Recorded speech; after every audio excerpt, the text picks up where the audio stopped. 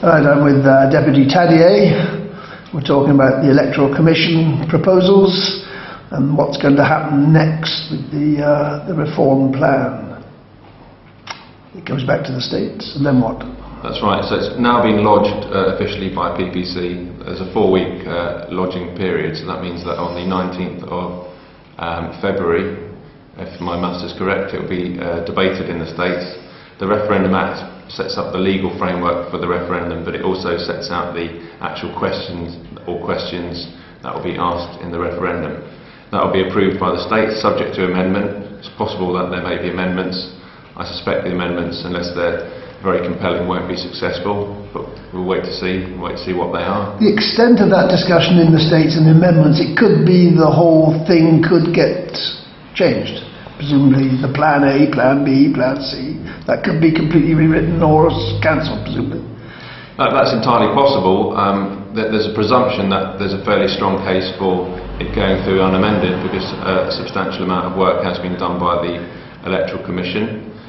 There are those, of course, who say that ever since politicians were allowed to sit on the Electoral Commission, the contract, if you like, has now been broken, so that if members do feel aggrieved that the options on the table are not correct or not the best ones, it's entirely possible there may be amendments. I can't comment because I don't know, but there are certainly whispers going on. Well, certainly Senator Balash initially said he anticipated it would go back to the States and not be interfered with, but that was his original... I think that's his hope.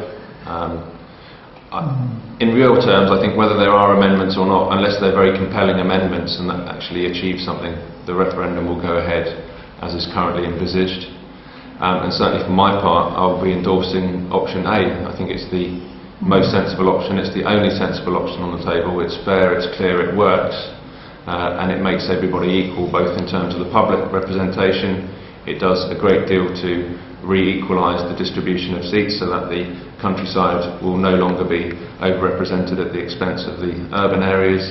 But it has the added benefit of being one type of states member. It means that everybody in the states will be equal, that have stood for election, that have got a substantial number of votes to get in there, and then they'll hopefully resolve some of the divisiveness that has arisen by the fact that we got these three different Are we to presume that the Commission members, Senator Balash and the other two, Deputy Baker and the Constable, in the States will not vote for option A? Is that the presumption, or is that open to them to vote for option A if they wish?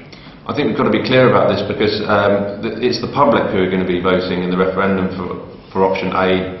But at the stage of the discussion, when they're discussing in the stage what wordage will go forward, because obviously they've got 3 options there. Now the discussion will, in the States, presumably will raise the issue whether they want those 3 options. Yeah, I think those commissioners will be asked to say, well, what's your view, which one do you prefer? I think the commissioners have clearly made their opinion. They've come up to a consensus which says we're going to present 3 options to the public. It's very unlikely they're going to change from that, because it's their own proposition and it's gone to PPC, so they will certainly not be amending it. They may have a personal opinion, and they will be allowed to express it, as far as you understand. I think so, but we have to remember that the debate initially is about the referendum and putting it to the people. We're not having a debate about which option we think is the best, although it may invariably stray into that area. So. Well, for example, Senator Farnham has already indicated that he's not happy about losing the Island Wine mandate, and he's still got some thoughts about trying to change that aspect of it. So there may well be, and there's 51 states members, there may be 20, 30 different views going around. I think that's entirely probable. The case remains. I think one could say that if Senator Farnham thinks the status quo is better, he can actively campaign for that in a referendum. If option A does proceed, and it should turn out to be the preferred option as far as the public is concerned in the referendum, all states members, no matter what category, will lose their seats. Everything will be up for grabs. Everybody will come back to the States as a so-called deputy in a large constituency. Nothing like a deputy now. Are you happy with that personally, and do you think states members will be happy with that?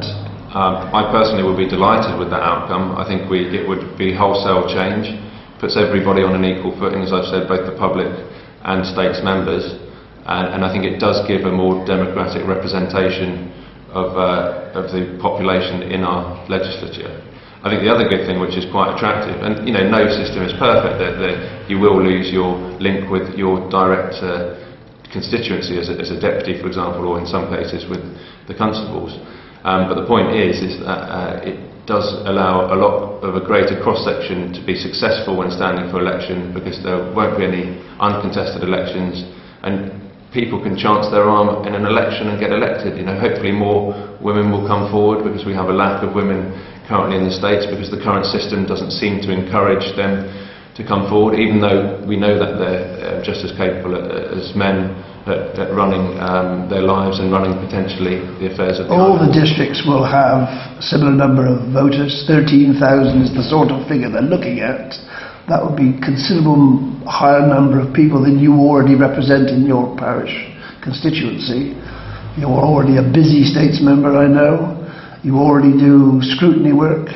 They're going to reduce the number of states members overall under this scheme to 42. Will people like you, all these states members, will they be able to cope with the workload, do you think? That's a key question. The number is key. It's been arrived at. There's a popular swell of opinion which always says there are too many politicians, no matter where you go, I suppose. The key thing is, if it is successful in redistributing the workload, then that's key, because I, for example, along with some other colleagues, although I represent St Brelard, my workload is spread over the whole island, and I do have people contacting me from St Helier, for example, on many social issues, but also from other areas of the island, often to do with perhaps a planning issue, etc., or to do with the fact that they're a student and they need to get some assistance with their funding. But we already, many of us as states members and deputies, do take on a bigger portfolio and a bigger constituency outside our geographical constituency. There's much talk recent years of the north-south divide and the country parishes having a preference over the town, the built-up areas. Do you think this will adequately address that if option A is accepted? Option A is the only option that would lead to fairer and almost fair distribution of seats. And that's why I certainly endorse it. I think that's the only option on the table which would meet the democratic requirements.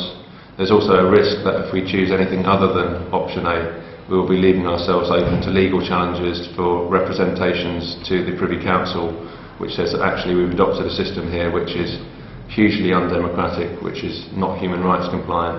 And I don't think that's the kind of message we as an island want to be sending out, both to our own people but to the wider world. So we have a remarkable opportunity here to get this right. And so I would encourage the members of the public to be enthusiastic, do turn out to vote in the referendum and vote for option A, because that is the only one that really works.